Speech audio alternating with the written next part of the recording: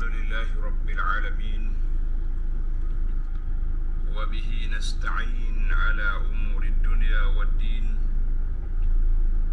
والصلاة والسلام على المبعوث رحمة للعالمين نبينا وحبيبنا وقدوتنا محمد بن عبد الله وعلى آله وصحبه ومن سار على نهجه واهتدى بهديه واستنى بسنته إلى يوم الدين. Amma ba'd. Muslimin dan muslimat, para pelajar, para penonton sekalian, Assalamualaikum warahmatullahi wabarakatuh. Alhamdulillah, kita syukur pada Allah Azza wa Jalla kerana pada pagi ini 1 Safar 1443 bersamaan dengan 8 September 2021. Kita dapat meneruskan pengajian kita dalam tafsir surah Al-Qasas. Surah Al-Qasas, surah yang ke-28, juzuk yang ke-20. Surah 28, juzuk yang ke-20. InsyaAllah perbincangan kita bermula ayat 36. Ayat 36. Dan untuk siri ini kita akan belajar sampai ayat 42 insyaAllah. Ayat 36 hingga ayat 42. Kita perhatikan dalam kisah Sayyidina Musa AS, dalam setiap surah ada tempat-tempat ataupun episod yang tertentu yang Allah Subhanahu wa taala kisahkan kepada kita untuk diambil pengajaran dan iktibar. Ini tujuan kisah nabi-nabi, rasul-rasul alaihi wassalatu wassalam sentiasa diulang-ulang dalam Al-Quran itu supaya apa? Supaya kita dapat memahami situasi, keadaan yang berlaku kepada para nabi, para rasul alaihi wassalatu wassalam, untuk kita mengambil ibrah, pengajaran dan iktibar dalam kehidupan kita sepanjang zaman. Kerana Al-Quran ini nama dia kitab hidayah. Dzalikal kitabu la raiba fihi hudan lil muttaqin. Allah Taala hantar bagi Quran ini menjadi petunjuk, pembimbing, pemandu kepada orang-orang yang bertakwa berjalan menuju kepada Allah Azza wa Jalla. Jadi kalau Quran ini tidak diambil panduannya, hanya sekadar dibaca untuk mengambil pahala dan keberkatan, maka kita kata itu baru langkah yang pertama. Langkah yang pertama kita ambil daripada Al-Quran. Sedangkan Al-Quran itu mempunyai 3 langkah yang digariskan oleh ulama. Ia selepas daripada baca dapat pahala, kita pergi kepada tadabbur, memahami isi kandungannya. Yang ketiga, kita beramal dengan semua apa yang telah diarahkan oleh Allah Azza wa Jalla dan meninggalkan perkara yang dilarang. Jadi itulah di antara hikmah, rahsia mengapa cerita Nabi-Nabi alaihi wassalatu wassalam ini banyak diulangi, terutama sekali kisah Nabi Musa alaihissalam. Musa ni mempunyai nasib yang besar dalam Quran. Jarang surah tidak disebut nama Musa. Maka kita yang belajar ni kena faham, oh rupanya watak-watak seperti penentang Nabi Musa berterusan sampai ke akhir zaman. Sampai ke akhir zaman. Baik. Sebelum kita tengok watak-watak itu, kita tengok dulu apa yang difirman oleh Allah Ta'ala dalam surah ini. Para pelajar sekalian, bermula ayat 36. Ayat 36, bagi jemaah yang ada tafsir pimpinan Ar-Rahman Jawi, muka surah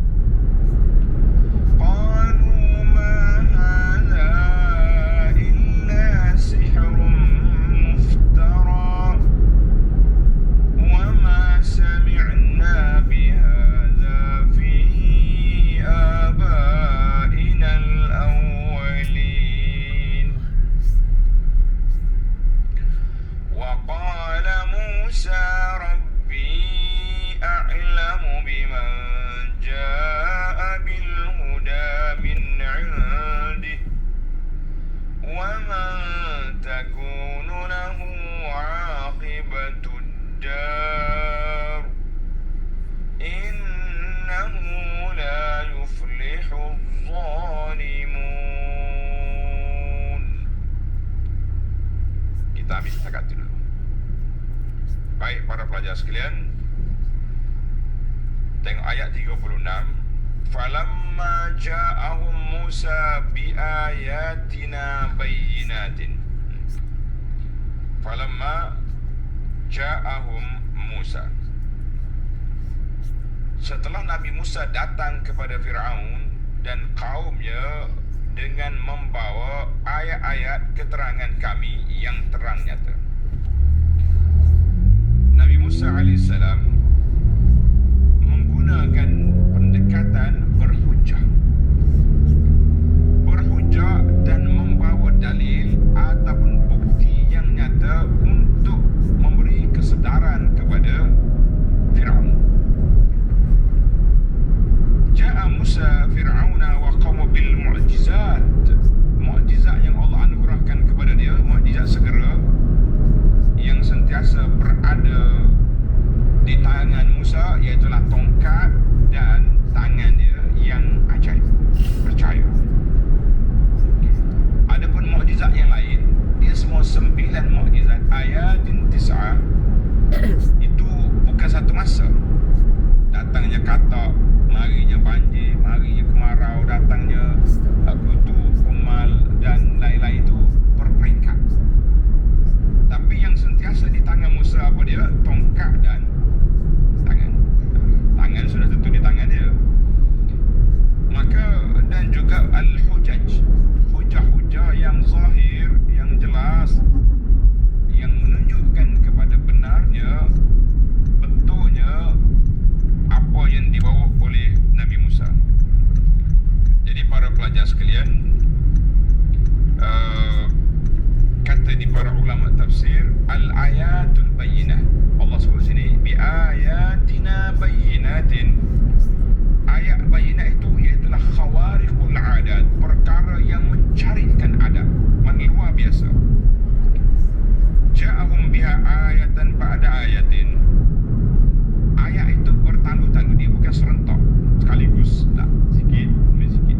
Ada kes datang, mereka nak berlawan, mari hujah, gitu. Qalu 'inda kulli ayatin. Tengok, Fir'aun akan berkata setiap ayat yang datang itu, dia kata apa? Tengok ni jawapan Fir'aun.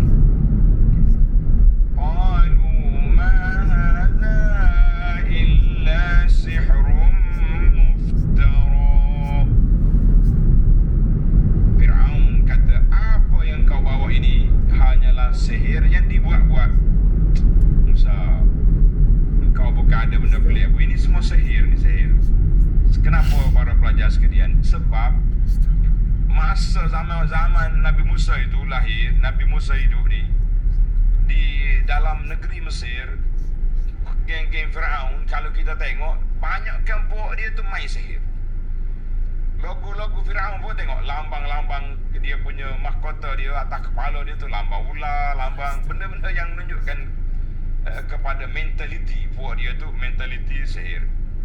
Kerana itu, bila dia tengok Nabi Musa juga bawa benda yang pelik,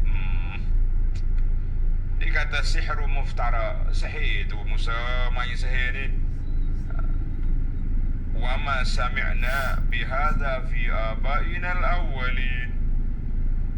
Ajaran yang kamu bawa ni, Tuhan satu ini, kami tidak pernah mendengar tentang perkara ini dalam kalangan datuk nenek kami yang telah lalu. Tak ada pun orang dulu cerita-cerita macam awak ni Musa.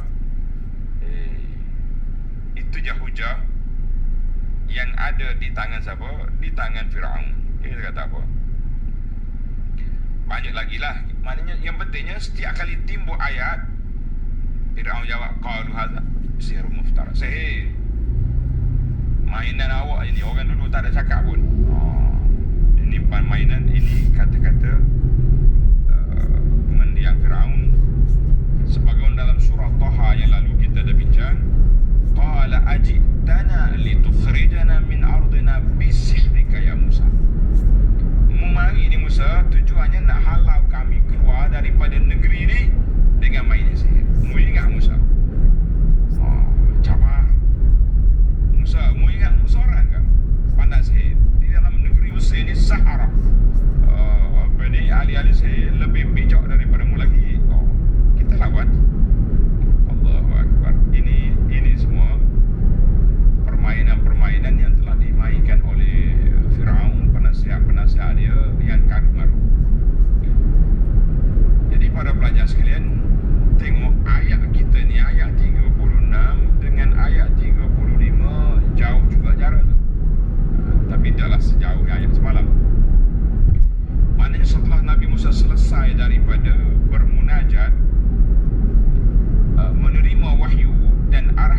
Azza wa Jalla di Tur Sena. Nabi Musa selesaikan episodnya di situ, maka dia balik semula ke tempat isteri dia dengan anak-anak dia yang menunggu dalam gelak gelita malam itu. Saya tak pasti lagi adakah Musa bawa balik api yang dijanjikan itu ataupun tidak, sebab nyala pokok tu cahaya, bukan ada api. Jadi jangan tanya lagi, oh Ustaz, macam mana pula Musa janji nak bawa balik api untuk isteri dengan anak dia, memanaskan padang, kan? Kita kata wallahu alam, Allah tak sebut Musa bawa balik api ke tidak. Yang penting bagi kita, Musa bawa balik wahyu yang diterima. Jawatan pertabalan yang telah terlaksana, iaitulah Musa sudah ditabalkan sebagai Rasul Rabbil Alamin untuk berdepan dengan penguasa besar dunia pada ketika itu. Nama dia Fir'aun. Fir'aun ni bukan nama orang, Fir'aun ni nama jawatan. Fir'aun Mesir, maknanya penguasa Mesir zaman tu, gelaran dia Fir'aun. Adapun nama Fir'aun katanya Ramsis ataupun Ibnu Ramsis, itu nama dia. Kalau kita pergi ke Mesir sekarang ni, Ramsis ni banyaklah, nama kedai, nama jalan, nama tempat Ramsis. Jadi Fir'aun ni bagi dia jawatan. Cuma kebetulan jawatan yang dipegang oleh Fir'aun ni berdepan dengan Musa yang nampak keangkuhan, nampak kesombongan, nampak kefasadan. Maka bila sebut Fir'aun, kita nampak jahat. Itu je gambaran kita, sebab Fir'aun yang memerintah, yang lawan Musa ni memang wataknya begini. Wataknya begini. Baik, hujah dia je kami tak pernah dengar atuk nenek kami cakap, satu. Yang kedua lagi, hujah yang pertama dia, Nabi Musa ni sihir. Dan apa yang diperbincangkan oleh Musa ini tak pernah kami dengar datuk nenek kami sebut seperti ini. Tuhannya satu, tak ada berhala.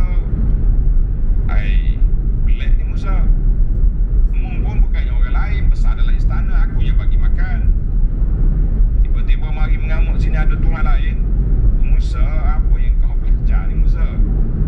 Maknanya Fir'aun, kalau kita ni tak ada dalam Quran ni. Kalau kita dialog sama kita dah, setelah kita besarkan budak ni, tiba-tiba dia balik lawan kita, mesti kita kata, ni masuk orang luar dah Musa.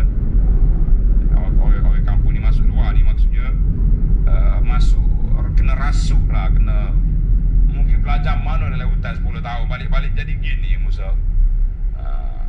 Tapi Fir'aun tetap dengan persepsi dia bahawa apa yang dibawa Musa dia sihir. Apa dibawa oleh Musa sihir, kerana itu dia tak mau terima, tak mau menerima apa yang diajar oleh Musa. Dan penasihat dia kata, Tuan Fir'aun, bos, jangan bimbang. Kalau setakat sihir Musa seorang dengan Harun, jangan bimbang. Indana as-sahara, di Mesir ini kaya dengan ahli-ahli sihir yang hebat-hebat. Tunggu, kita kumpulkan mereka, kita buat perlawanan. Musa seorang, kita ada berapa lagi ahli sihir yang kita ada. Jangan bimbang tuan, lawan. Baik, Nabi Musa AS mematahkan hujah Fir'aun. Nabi Musa dia dalam cerita ni tak bawa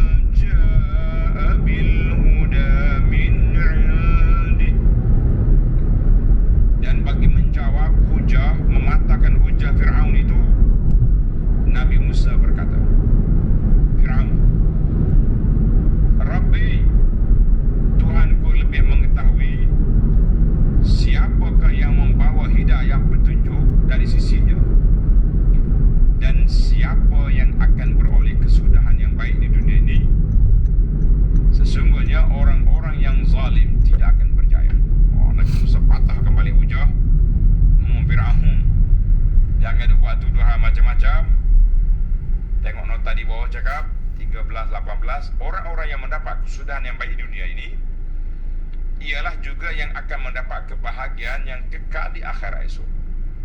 Kita tengok siapa yang akan menang, siapa yang akan mendapat kebaikan di dunia, dialah juga akan mendapat kebaikan di akhirat. Jadi dalam ayat ini, setelah Allah Ta'ala ceritakan kepada kita tuduhan-tuduhan jahat Fir'aun kepada Nabi Musa AS, maka Allah bawa hujah Nabi Musa balas balik, patahkan hujah Fir'aun, liyuwazina as-sami'u bainal kalamaini, supaya Allah nak perdengarkan kepada kita dua cakapan, kata-kata Fir'aun, kata-kata Musa. Jadi para pelajar, ini ilmu berhujah yang mantap. Bila kita dengar hujah orang, kita dengar hujah yang dibawa oleh orang, maka kita kena jawab balik dengan hujah. Jawab balik dengan hujah, jangan duk main. Bila orang bagi hujah, kita pula lawan dengan celaan, cercaan. Bahasa netizen sekarang ni dipanggil apa ni, kutukan lah. Kalau ada hujah, bawa hujah mari. Kalau tak ada hujah, janganlah duk merapu cakap tak terpasang. Ini yang kita kena belajar.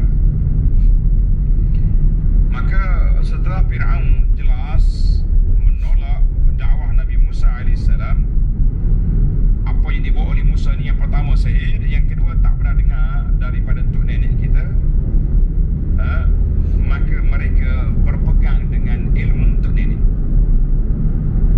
Adakah kita hari ini para pelajar yang ada Quran di hadapan kita, ada sunnah di hadapan kita yang telah dihuraikan oleh para ulama Islam yang mu'tabar di kalangan ulama-ulama salafus salih dan disambung lagi oleh ulama yang kemudian ini? Adakah masih lagi dalam kepala kita nak menjawab? Kita tak jumpa orang tua ni, orang tua buat ni baik-baik dah, comel dah ni, jangan dikacau. Lah, bukan itu hujah beragama. Hujah dalam agama tak boleh letak macam tu. Hujah dalam agama, apa yang kita buat ni, apa yang dibuat oleh orang tua-tua kita ni bertepatan dengan Quran, dengan hadis, barulah kita tenang. Kalau tidak, itu bukan hujah nama dia. Itu nak berkeras. Kata orang, berkerah lengan, bertegang leher, semata-mata nak mempertahankan apa yang biasa kita buat atas dasar orang tua buat. Jangan. Itu bukan cara beragama. Kita tak kata semua orang tua buat salah, pun tidak. Cuma kalau nak jadikan itu sebagai satu hujah, kita mengatakan bukan hujah itu, bukan dalil itu. Maka Allah Ta'ala ajar kepada Musa memberi jawapan. Waqala Musa Rabbi a'lam. Tuhan aku lebih tahu siapa yang dapat petunjuk. Jadi kalau kamu nak ikut. Kalau kamu tak mau ikut, jangan berhujah dengan semata-mata tok nenek kamu, Fir'aun 1, Ramsi 1, Ramsi 2 telah bawa benda ni. Kita membawa dasar yang baik ini ke mana? Ke dalam kehidupan masyarakat Mesir. Kita kata lah, itu bukan hujah. Sama juga dengan kita hari ini para pelajar sekalian. Kita juga mesti mengemukakan hujah dalil daripada kitab. Alkitab was sunnah bukan hujah semata-mata orang dah lama dah terima lah. Maka Nabi Musa bila dijawab balik, innahu la yuflihu zalimun, tak akan menang orang-orang yang zalim. Ini Nabi Musa sudah bertegas kepada mendiang Fir'aun supaya mu jangan guna hujah lapuk itu. Baik, Fir'aun rasa kesibuan, malu juga dia pun. Ingatkan Musa tak pandai bercakap, tak reti nak berhujah. Rupanya Musa patah balik hujah dia dengan begitu orang panggil mantap. Fir'aun berpaling kepada ahli-ahli mesyuarat. Kita nak kata apa ahli mesyuarat? Ahli syura. Biasanya kalau kata ahli syura ni bunyi Islami sikit kan. Kita kata ahli mesyuarat dia lah, ahli kabinet dia ke, ahli apa dia ni, majlis dia. Fir'aun dengan angkuh bayangkan dalam majlis singkat sana, perbincangan Nabi Musa dengan Harun berdua je kat sini. Yang lain-lain tu pembesar Fir'aun. Al-Malak ni geng-geng orang-orang besar lah Fir'aun. Fir'aun bila kena hujah macam ni, dalam bahasa yang baru orang tulah nama dia kesibuan. Kesibuan ni mana malu besar. Kita ni jangan salah cakap. Nak cakap bahasa Malaysia tak kena sebut je lah. Jangan kata malu besar tak apa, jangan kata nampak kemaluan lain, itu makna lain. Jadi susah kita ni. Kadang-kadang bahasa ni perlu beringat-ingat untuk disebut, terutama sekali yang berbeza sebutan lahjah, dipanggil lahjah. Kita dengan orang Indonesia contohnya, kita kalau dia bisa boleh makan, kita kalau tempat kita ikan ni bisa ni lauk, tak boleh makan. Berbeza. Baik, balik semula ke Fir'aun. Jangan sibuk bahasa-bahasa yang kecil-kecil ni. Fir'aun malu. Bila nak tutup malu dia, para pelajar sekalian, para jemaah sekalian, dengan rasa angkuh, sombong, takabur, gini dia. Saya lah takhayul dalam kepala kita Fir'aun dengan mimik muka, dengan kesombongan berpaling kepada geng-geng besar dia. Dia kata apa? Tengok ayat 38. Wa qala Fir'aun ya ayyuhal mala'u ma 'alimtu lakum min ilahin ghairi fa'awqid li ya hamanu 'ala الطين فاجعل لي صرحا لعلي أطلع إلى إله موسى وإني لأظنه من الكاذبين. الله أكبر.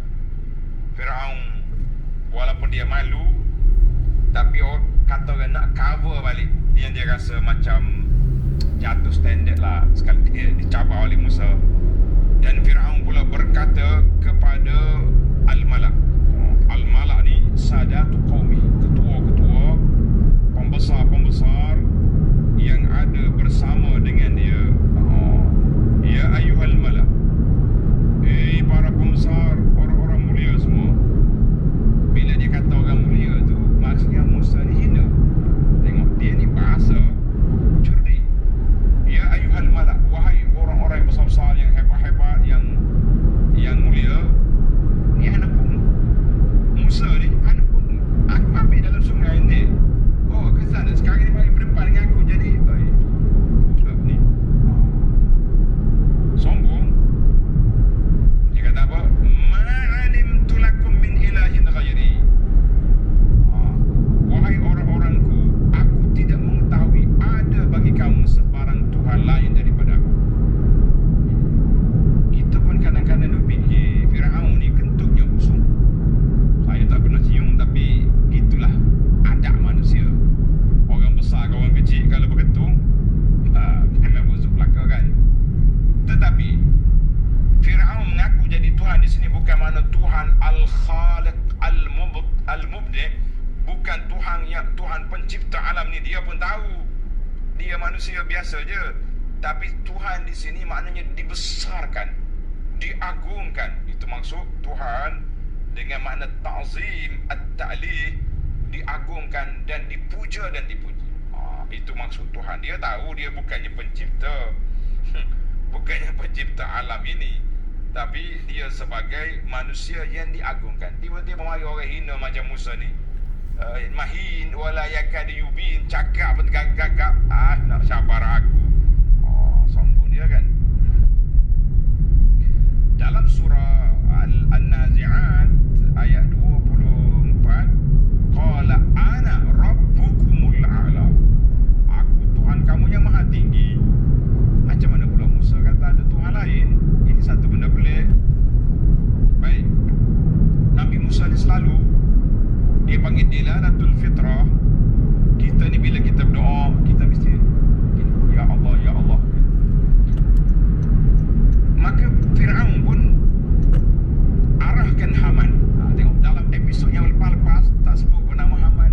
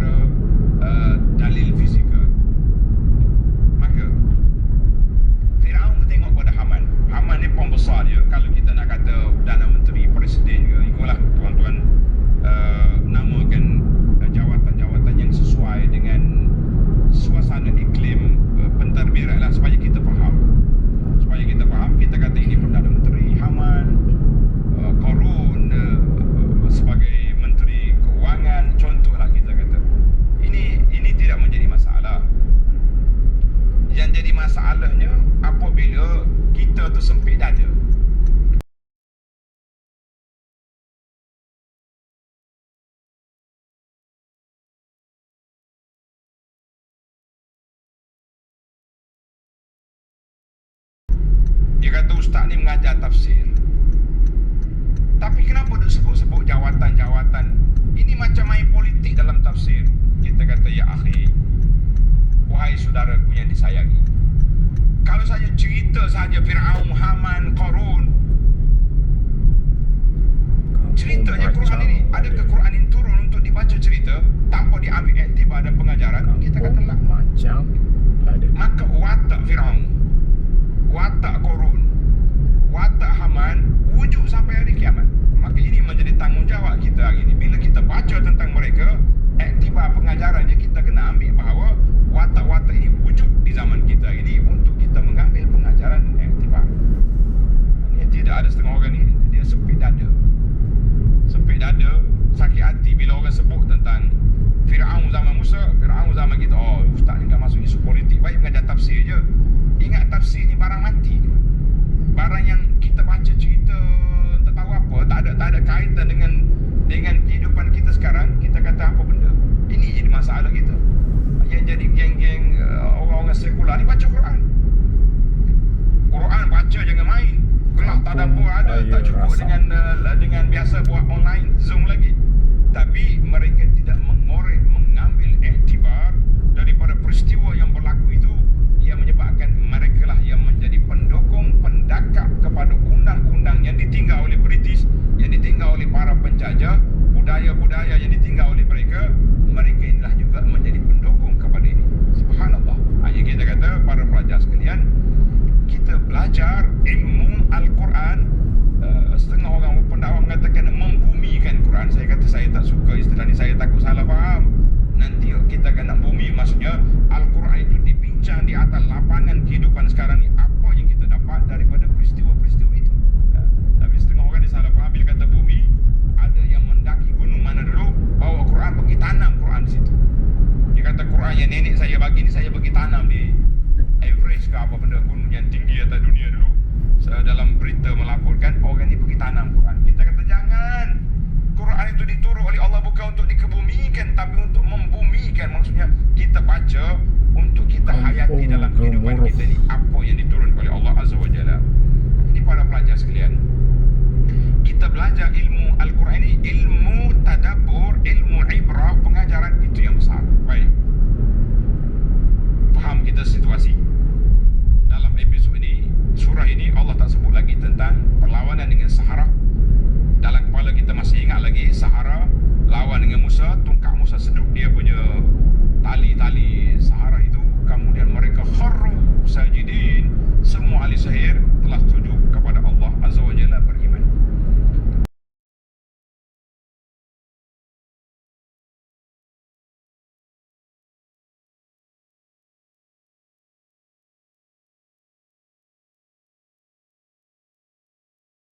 Maka di sini dalam surah Al-Qasas ini lebih kepada hujah lawan hujah.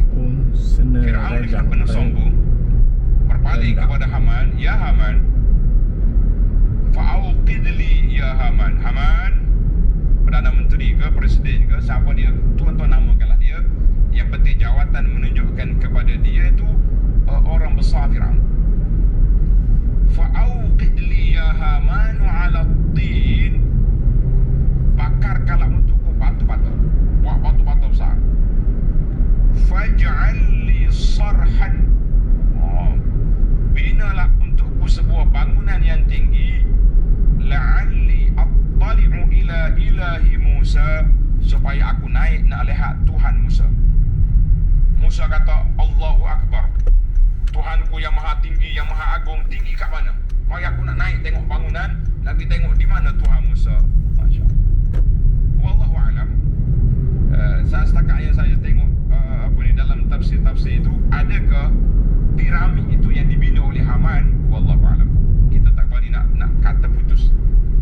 Tapi yang penting Fir'aun minta dengan Haman supaya buat batu bata bakar untuk buat binaan tinggi menara. Dia nak naik tengok Tuhan Musa. Kat mana Tuhan Musa ni? Musa duk kata Tuhan dia maha tinggi, Tuhan dia maha agung, Tuhan dia maha besar. Kat mana duduk? Jadi dalam kepala Fir'aun nak pergi tengok, nak pergi cari Tuhan Musa.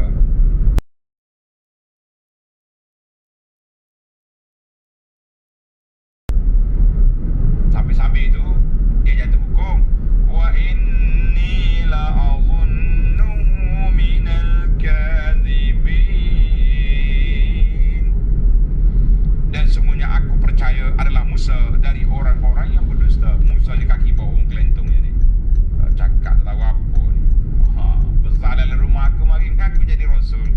Siapa Tuhanmu? Jadi kita kata wallahu alam, adakah piramid itu yang dibina memang tinggi? Piramid bukan yang rendah, besar. Saya pergi waktu muda-muda dulu ke Mesir. Di antara tempat yang kita nak naiknya piramid lah, naik atas. Anak pergi dekat pintu piramid, dia ada pegak jaga tu Arab. Kata Syekh, isfi fok, ada apa atas? Dia kata betas eleh. Itla. Fok, dia kata naik. Tanya apa ya? Mari sini kan. Tanya ni orang duduk jauh, ni orang duduk dekat. Naik. Oh boleh naik. Boleh naik gitu. Naik. Sahabat kumut puncak atas. Ke dalam batu bimbang juga kita. Kalau Allah Taala runtuh kat batu tu mati syahid lah aku dalam berdiri dalam piramid Firaun. Naik. Memberanikan dirilah naik. Bismillah tawakal Allah naik. Tak ada apa, kosongnya dalam tu. Turun.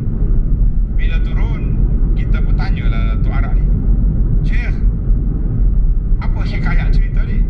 Yang malah kau jaga, dia kata. Anta betatla wa tanzul wa tas'ali. Mu naik, mu turun, tanya aku buat apa? Patutmu cerita aku. Kata kena aku ini.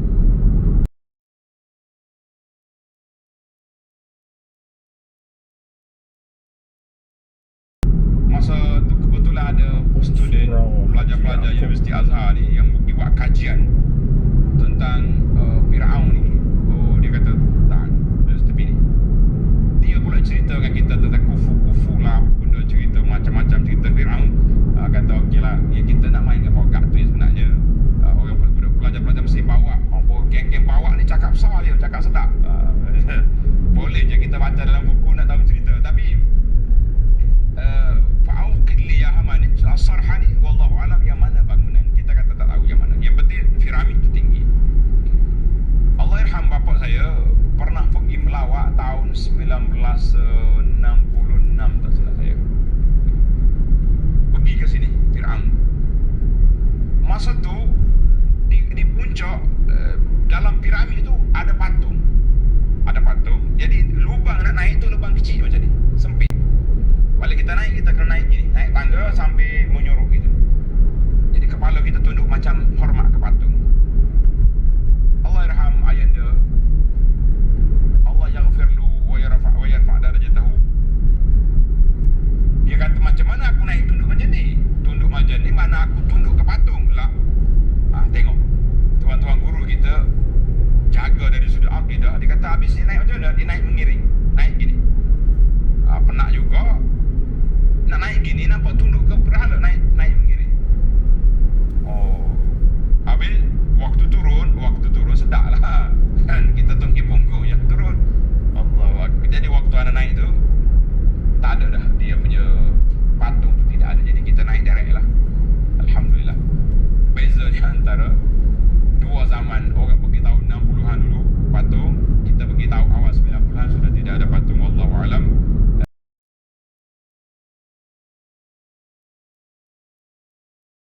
Sarhan di sini kita tak tahu binaan, tapi dia kata binaan murtafi'an. Dibuat bangunan. Wallahu alam dia bangunan mana? Kita kata wallahu alam jawapan yang paling tepat. Tuan-tuan jangan lagi tanya soalan bangunan mana itu. Wallahu alam.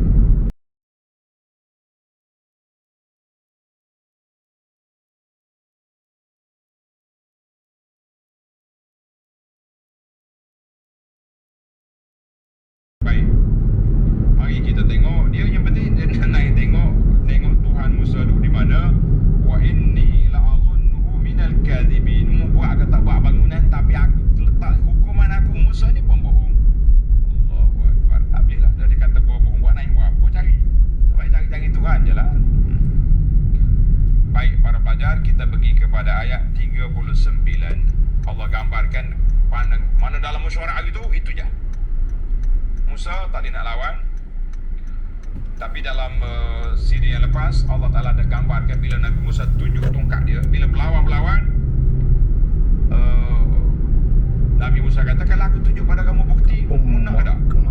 Nak. Nampak tongkat, keluar tangan.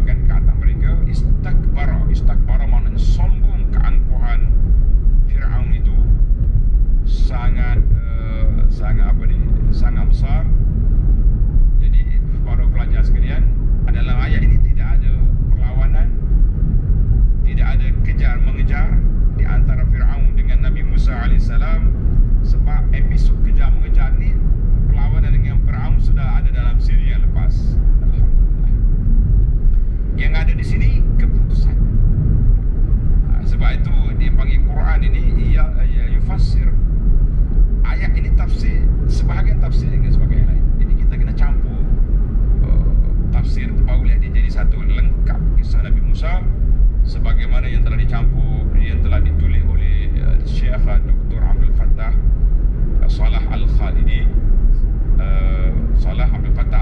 di Jordan. Dalam kitab Qasasul Quran ada 4 jilid. Masya Allah, cerita Nabi Musa lengkap daripada dengan tafsir Quran dengan Quran. Bagi asatizah, ustaz-ustaz, saya sangat-sangat syorkan supaya beli kitab ini untuk kita baca cerita ini kepada masyarakat, biar mereka dengar yang benar, masuk dalam kepala kita yang sahih, daripada dengar cerita-cerita yang tak betul.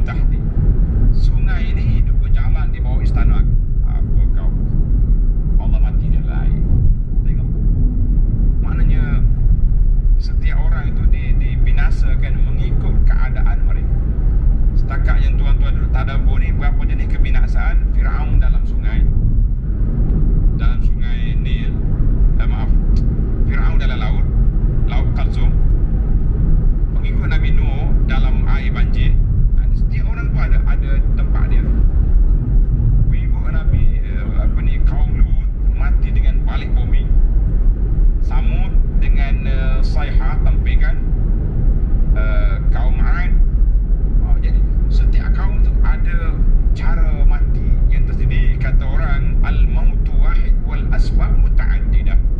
Matinya satu je, hilang nyawa mati lah, tapi sebab-sebab itu berbeza. Al-asbab muta'addidah wal al-mautu wahid, mati satu. Baiklah para pelajar sekalian, kita pergi kepada ayat yang ke-41. Wa ja'alnahum a'immatan yad'una ilan nar wa yawmal qiyamati la yunsarun. Dan kami jadikan mereka ketua-ketua dalam kesesatan. Yad'una ila nar, dakwah juga, pendakwah ada juga yang mengajak ke neraka dengan kekufurannya, dan pada hari kiamat pula mereka tidak mendapat sebarang pertolongan. Allahu Akbar. Para pelajar sekalian, kita tengok hadis Nabi SAW. Nabi kita bersabda, man sanna sunnatan hasanatan, siapa menghidupkan suatu amalan yang baik dalam masyarakat sehingga ditiru oleh orang, maka bagi dia pahala perterusan sampai hari kiamat. Contohnya kita kata, kita buat satu macam sekarang lah, musim-musim yang payah ni, musim gawat Covid ni, banyak masjid-masjid yang mula-mula saya tengok masjid, 1-2 masjid je dia buat, dia panggil gerobok makanan, food bank, bahasa property Melayu kata gerobok makanan. Balut, ada setengah masjid tu guna balut macam balut padi zaman dulu. Dia buat di masjid untuk orang-orang yang tak ada makanan boleh ambil, boleh minta. Kemudian ditiru oleh masjid lain. Kita kata orang yang pelopor yang pertama itu sanna sunnatan hasanatan, bukan buat satu benda yang bid'ah yang tidak ada, sebab sedekah tu memang digalakkan dalam Islam. Tapi sebaliknya, waman sanna sunnatan sayyi'atan, siapa dia hidupkan amalan yang buruk, orang lain tiru dia, ikut dia, dia akan pergi sampai hari kiamat, dia punya dosa. Wah, tengok dalam ayat ini Tuhan kata kepada Firaun, wa ja'alnahum a'immatan yad'una ila nar, kami jadikan mereka ketua-ketua dalam kesesatan, mengajak kepada kekufuran, dan dosa dia berterusan. Wa yaumal qiyamati la yunsarun, dan pada hari kiamat nanti mereka pula tidak mendapat sebarang pertolongan Allah Azza wa Jalla. Masya Allah. Jadi kita kena ingat hadis tentang tadi dikeluar oleh Imam Muslim daripada Jarir bin Abdullah radhiyallahu anhu. Jadi saya tak baca penuh. Yang pentingnya siapa dia hidupkan amalan yang baik, orang ikut, kita dapat pahala. Siapa buat sebaliknya pula, siapa yang buat benda buruk, orang ikut, boleh pahala. Itulah kata-kata hikmah daripada pendakwah. Manusia yang baik, manusia yang bahagia, dia mati, amalannya tak mati, kebaikan tak mati. Maknanya hak kita hancurkan benda baik tadi diikuti oleh orang sampai bila-bila pahala kita online masuk dalam kubur. Alhamdulillah. Tapi jangan buat, jangan duduk sebar benda-benda yang tak baik. Minggu ni saja saya tengok dalam tanya jawab, orang tanya banyak video-video yang disebarkan ni lah, dia panggil musibah TikTok ni. TikTok ni pahala juga TikTok ni. TikTok ni orang jadi semangat nak keluar video pendek, nak cerita benda yang dia tak faham. Ini masalah. Seorang ni, tuan-tuan, kalau nak murah rezeki, kalau nak hidup bahagia, nak gini-gini, bacalah surah sekian-sekian, ayat sekian-sekian, pahalanya Nabi SAW bersabda. Jenuh kita korek dalam kitab hadis melalui aplikasi yang ada ni, dengan alat-alat yang ada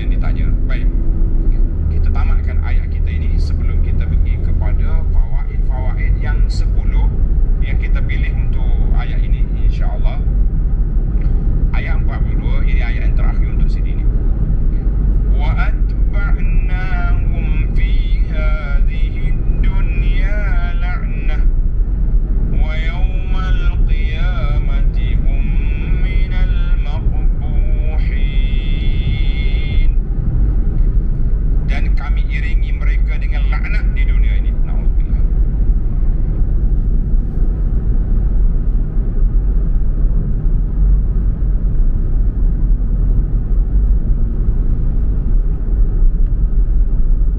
Jadi laknat Allah Ta'ala sebut laknat atas Fir'aun, laknat ke atas penyebar ajaran sesat, kesyirikan dan sebagainya, laknat. Dan pada hari kiamat pula Allah adalah mereka dari orang-orang yang tersingkir dari rahmat kami dengan sehina-hinanya. Na'udzubillah. Jadi para pelajar sekalian, ini yang kita takut hari ini. Kita takut daripada kita nak sebar benda baik tapi pergi sebar benda palsu. Sebar orang duk sebar hadis palsu lah, hadis tak betul. Sekarang ni dia panggil hadis TikTok pula ni. 2-3 video dia datang, memang seronoklah dia sebar. Oh tuan-tuan, kalau nak murah rezeki, kalau nak begini bacalah ini. Bila kita semok-semok, apa yang disebarkan itu tidak sahih. Ada kata hadis mungkar, ada kata hadis tidak ada asal, ada macam-macam dia punya kedudukan. Ini memberi satu impak yang besar dalam kehidupan orang ini. Kalau dia tahu, dia berbohong atas nama Nabi, berat dosa dia. Tapi kalau dia tak tahu, dia panggil al-uzur bil jahli. Tapi bila orang bagi tahu, patutnya tarik balik. Minta maaf tuan-tuan, saya buat peristiharan video TikTok semalam tu palsu, jangan disebar-sebarkan. Tak ada pula nak tarik balik. Marah dengan orang tegur ada pula, ini orang ini, oh macam-macam ini. Dan mas tengah tu duduk sandar kepada guru kami yang mulia, Fulan bin Fulan. Tengok dalam hadis, memang tak sahih. Tapi bersandar kepada guru yang mulia. Kita kata ini juga bahaya tuan-tuan. Kalau nak sebarkan benda-benda, nak sebarkan hadis-hadis, carilah sikit dalam hadis tu. Kalau tak tahu saya tak sudah sebarkan. Maka kesimpulan kitanya, faedah yang kita dapat para pelajar sekalian, tulis faedah yang pertama, qalu ma hadza illa sihrun muftara wa ma sami'na bi hadza fi abaina al-awwalin. Apa Musa ni? Ini sihir, tak pernah kita dengar tu nenek. Kata di para ulama, la yanbaghi, tulis la yanbaghi lil mar'i an yathniyahu an qawlil haqq. Jangan orang pendakwa yang nak bawa benda benar ni mudah putus asa, mudah kecewa, mudah frust. Kata orang bahasa sekarang ni, jangan mudah koyok para pendakwa. Nabi Musa lam yatawaqqaf, tak berhenti berdakwah walaupun dihina oleh Fir'aun dalam istana depan pembesar. Lepas tu Musa kesipuanlah, dia malu. Dimulailah Nabi Musa jalan terus. Balistamarra fi da'wah, meletakkan hujah dia walaupun dia diancam begini, dia dituduh dia begitu begini, Musa teruskan perjalanan. Nabi SAW juga melakukan perkara yang sama dengan ini. Ini faedah fayambaghi lid-da'i ila Allah. Maka sepatutnya kepada semua pendakwah yang nak mengajak orang kepada Allah, an yasbir, kita kena sabar, madama ya'nau annahu 'alal haqqi, selama mereka tahu kita duduk atas jalan yang benar. Jalan yang aku bawa ni jalan qala Allah qala Rasul. Kalau kata orang tak setuju, apa kita nak buat? 2-3 orang sahabat hantar bagi pengaduan, sedih ustaz, kami kena kutuk oleh keluarga sendiri sebab menyebarkan bagi video ni saja. Mereka belum dengar, mereka sudah kutuk. Kita kata biarkan, sabar. Di mana tempat orang tak setuju, jangan pergi. Mana-mana grup yang tidak dipersetujui, jangan dicampak di sana. Kita cari orang yang nak belajar, orang yang terbuka hati. Sebab itulah saya kata, para pelajar yang disayangi sekalian, para ulama mengatakan, apabila kita nak belajar, kita kena buka minda. Jangan set minda kita, ustaz ni boleh belajar, dia tafsir je. Pandangan yang lain tak boleh pakai ni. Ustaz ni boleh belajar dalam bab ni je, yang lain tak boleh. Kita kata kita buka dulu minda. Boleh tak boleh, kita tengok kepada hujah yang dibawa, hujah yang dikemukakan. Kalau hujah dia tak mantap, tetapi yang kita bimbang hujah dia mantap, yang tak mantapnya jiwa kita tak tenang, les, kerana menyalahi kehendak nafsu. Kita bincang tentang kesatuan umat Islam. Umat Islam wajib bersatu padu. Nak beli sini. Kalau tidak, kita diancam oleh sekian-sekian. Hazilah. Adakah ini seruan yang tidak baik? dengan beberapa evidence bukti yang telah kita kemukakan bahawa orang-orang yang bukan Islam yang mempunyai agenda yang tersendiri, sama ada mereka ini missionary berselindung di sebalik pakaian-pakaian yang lain, sudah tentu mereka ada agenda. Kenapa bila ditegur seperti itu, oh ustaz ni tak faham realiti, mengajar tafsir pun nak campur hal politik, kita mengatakan ya akhi, ya ukhti, kita buka minda, kita berfikir dengan fikiran yang lapang.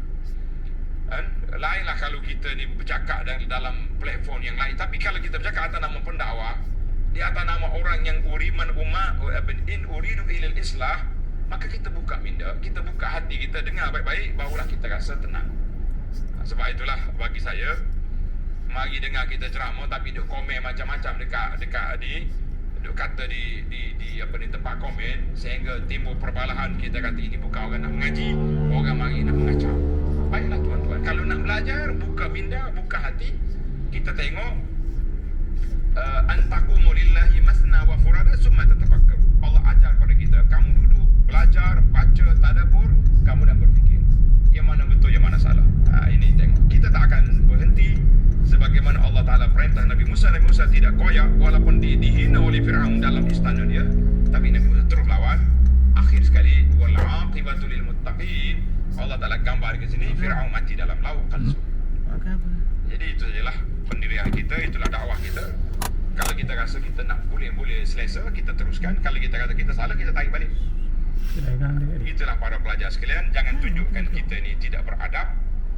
Masuk dalam majlis ilmu duk komen macam-macam, kemudian pula orang lain pula juga kurang-kurang pun akak tangan apa setuju dengan provokasi yang dibuat oleh orang. Ini juga satu kekoyakan yang tidak sepatutnya berlaku. Kita mengatakan para pelajar sekalian, itulah adab dalam majlis ilmu. Kata-kata yang satu poster yang saya keluarkan, tajuk dia kullu ina'in bima fihi Allah. Setiap bekas itu akan mengeluarkan air di dalam. Jadi kalau kita tak komen, orang tak kenal pun kita. Tapi bila kita duduk mengomen, duduk share, duduk live orang tu, kita kenal perwatakan orang ni. Ini kepala dia yang sebenarnya. Wallahu a'lam. Baik, kita pergi kepada pengajaran yang kedua. Allah sebut innahu la yuflihuz zalimun. Tidak akan mendapat kemenangan orang yang zalim. Ayat at-tahdziru minaz zulmi. Ayat ini memberi amaran jangan buat zalim. Maknanya kita kena berlaku adil. Zalim di sini yang paling besar sekali syirik. Kemudian zulmul ibadi ba'daha bi ba'd. Kezaliman yang dibuat oleh orang ke atas orang lain. Jadi zalim tu zalim diri kita sendiri ataupun zalim kepada orang lain, itu dilarang. Yang ketiga, wastakbara huwa wa junuduhu. Fir'aun sombong. Jawab dia istakbara anil haqqi. Siapa dia sombong, tak mau menerima kebenaran. Orang ajar, orang bui kuliah tak mau dengar. Mari dengar kuliah, tutup mata hati, duduk berlawan dekat sini. Jadi cukup berbahaya. Kita bimbang kesombongan kita yang merusakkan kita. Kata di ulama tadabbur sini, kata annaman istakbara anil haqqi. Siapa dia sombong, tak mau menerima kebenaran, fihi syabahun min fir'aun wa junudihi. Orang ni ada bau-bau gaya Fir'aun dengan tentera-tentera dia. Dia tengok Nabi Musa benar, tak mau terima. Yang keempat, fanzur kaifa kana aqibatu zalimin. Tengok apa yang berlaku pada orang yang zalim. Jadi kata di ulama tadabbur, ayat ini mengajar kepada kita ta'ammul, perhati, tadabbur, tengok, tilik kepada akibat orang-orang yang zalim duduk di mana. Jadi kita juga baca ayat Quran, kita perhati, kita tadabbur, kita baca cerita Fir'aun, kita kena kaitkan dengan fara'inah di zaman kita ini. Fir'aun bukan satu watak. Abu Jahal masih ada lagi. Sebab itu bila Nabi, walaupun riwayat dalam sirah, ada ulama sirah kata masalah sanak dia macam-macam, tapi ada sebut dalam sirah, bila mati Abu Jahal, Nabi kata Fir'aun hadhil ummah. Fir'aun ummah ini Abu Jahal. Takkan tak ada Fir'aun zaman kita ini, tahun 2000 lebih tak ada Fir'aun. Setiap orang yang mempunyai istikbaran fil ardi, sifat sombong, angkuh, tak mahu terima kebenaran, ini minal fara'inah. Ini juga termasuk dalam Fir'aun. Perwatak Fir'aun ni ada zaman kita. Ini kita kena belajar. Jangan sombong. Bila orang tunjuk kebenaran, dengar dulu, baca dulu, kan? Jangan duduk komen dulu baru tarik balik kemudian. Itu dia panggil kesombongan yang perlu kita hapuskan. Baik, yang kelima, falamma ja'ahum Musa biayatina, Nabi Musa bawa dalil. Ayat ini menjadi dalil bahawa menegakkan hujah itu adalah satu, itu kerja pendakwah. Tapi orang yang menolak hujah tanpa berhujah, yang memberi jawapan kepada hujah, ini juga syabahun dengan orang yang menolak kebenaran. Zaman Fir'aun, zaman Musa, zaman Nabi kita SAW, semuanya dia berhujah dengan tok nenek ya. Baiklah, yang keenam, man da'a ala akhihi wa huwa zalim. Orang zalim mendoakan kebinasan orang lain, Tuhan tak akan terima. Sebab itu Allah Ta'ala sebut, in la yuflihu zalimun. Waktu Fir'aun depan dengan Musa, dia berdoakan supaya Nabi Musa ini kalah. Sewaktu peperangan Badar, tuan-tuan baca dalam kitab sirah, Abu Jahal berdoa pada malam peperangan Badar, Allahumma ya Allah, dipanggil ya Allah, Muhammad waqad atana bima la na'rif. Muhammad ini yang kami nak lawan dia besok telah bawa kepada kami ajaran yang tak pernah didengari oleh datuk nenek kami. Dan dia juga telah memecahkan kesatuan Arab. Fa'ahinhul ghada, binasakan dia besok. Masya Allah, Abu Jahal berdoa minta dengan Allah. Jadi dalam ayat ini Tuhan kata la yuflihu zalimun. Orang zalim kalau dia berdoa jangan takut, Tuhan tak akan kabul. Tapi kalau mazlum, zalim ke benda dunia, contohnya orang kafir bukan Islam, dizalimi oleh orang Islam, rampas hak dia ke apa benda, kalau dia berdoa, Tuhan akan kabul walaupun minaz zalimi, sebab mazlum dia tu. Hati-hati tuan-tuan. Sihamul laili nafizun. Yang ketujuh, Haman ij'al li sarhan. Gibina apa ni, bangunan tinggi. Kata di para ulama, Haman tak akan bina. Haman ni bukannya buruh kasar, bukannya koli batak kata orang. Haman ni pembesar. Tapi bila kita suruh seorang tu buat kerja, mana dia lah yang buat. Macam kita lantik pegawai kita, mu buat benda ni, dia tak sentuh pun tukur besi, sebatang besi pun tak cocok kan. Tapi oleh kerana dia tu pegawai, maka kata di para ulama fiqh tengok jauh pandangan fiqh ni, dia kata lau amara bil qatli ghaira mukallafin. Orang tua suruh budak, kanak-kanak yang belum balik pergi bunuh orang. Budak ni tak ada dosa, dia tak balik lagi, budak kecil. Pergi racun pakcik tu, dia pergi makan. Maka fal qawadu 'alal amiri, hukuman balah bunuh kena letak di atas kepala orang yang menyuruh itu. Li'annahu sabab. Menarik kan dia punya perbahasan fiqh ni, diambil daripada cerita Fir'aun. Yang ke-8, wa zannu annahum ilaina la yurja'un. Mereka sangka mereka tidak akan balik, mati ni tak balik dah. Dilalatu ala annahu kanu 'arifina billah. Mereka ni tahu ada Tuhan, tapi mereka engkar bangkit semula. Dia tahu ada Tuhan tapi engkar bangkit semula. Kita mengatakan setakat tahu ada Tuhan, yang disebut sebagai ulama mengatakan tauhid rububiyah, tidak melepaskan mereka daripada azab Allah. Sebab dia tahu dia ada Tuhan tapi dia tidak beriman dengan Allah Azza wa Jalla, maka belum cukup. Yang ke-9, fa'akhadnahu wa junudahu fanabadnahum fil yammi. Hikmah Allah Ta'ala, dengar ni, kenapa ini hikmah. Kita kata wallahu alam tentang hikmah ini. Kenapa Allah Ta'ala binasakan Fir'aun dalam laut? Dia kata sebab Fir'aun suka sangat berbangga-bangga dengan air di bawah pentadbiran dia. Kan ihlaku Fir'aun wa qaumi bil ma'i alladhi kana yastakhir. Biasa dia sebut, tengok tuan-tuan tanda surah Az-Zukhruf ayat 51, ya qaumi alaysa li mulku Misra. Bukankah aku ni pemimpin negeri Mesir? Wa hadhil anharu tajri min tahti. Mu tengok ni, air sungai Nil ni duduk tubsirun, kamu tak tengok ke kuasaku? Maka oleh kerana dia sombong dengan air, Allah Ta'ala tenggelamkan dia dalam mati dalam air. Subhanallah. Kita nari para pelajar sekalian, jangan, sebab itulah kata di para ulama, al-bala'u muwakkalun bi mantiqi. Bala itu datang kadang-kadang mari daripada cakapan kita. Kita nak sangat boleh. Sebab itulah bila mari bencana Covid ni, saya sangat tidak selesa bila orang berusaha nak betulkan keadaan, nak hilangkan Covid, nak buat ni. Kita hari-hari doa, tak betul, gagal, koyak, macam-macam. Sepatutnya setiap hari kita berdoa pada Allah SWT. Jadi kalau kita nak sangat tu, mungkin Tuhan akan bagi kepada kita. Na'udzubillah, wal'iyazubillah. Ini isu semasa yang perlu kita ingat. Tuan-tuan yang dengar, buka dada, doa kepada Allah SWT. Ya Allah, hilangkan Covid ini. Hilangkanlah segala perkara yang tidak baik ini. Itu sepatutnya. Hilangkan dalam dadaku ni benci kepada sama-sama Islam. Doa banyak-banyak. InsyaAllah mudah-mudahan kita selamat. Yang ke-10, yang terakhir, fanzur kaifa kana aqibatuz zalimin. Jadi tengoklah apa akhir kesudahan zalim. Kata ulama tadabbur, isyaratun azimatun.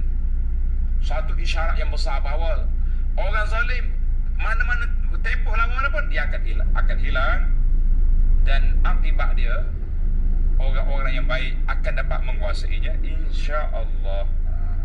Baiklah. Itulah 10 perkara yang dapat kita bincangkan, insya-Allah.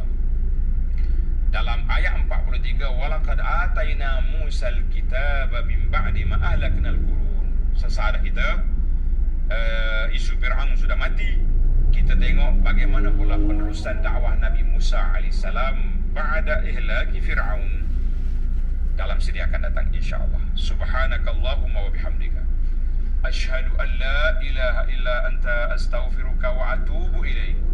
Wa sallallahu ala nabiyyina Muhammadin wa ala alihi wa sahbihi ajma'in walhamdulillahi rabbil alamin. Wassalamualaikum warahmatullahi wabarakatuh.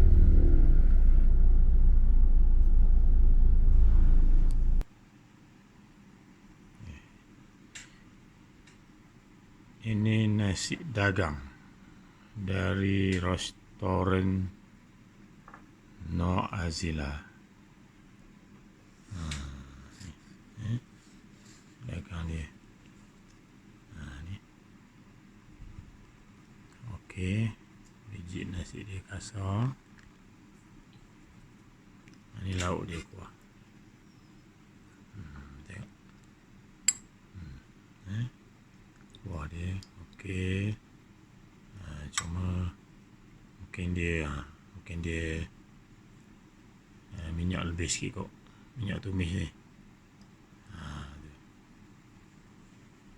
Tapi memang nampak sedap ni. Lauk dia. Ni nasi dia. Nasi dagang restoran No Azila Kuala Ibai. Boleh singgah makan.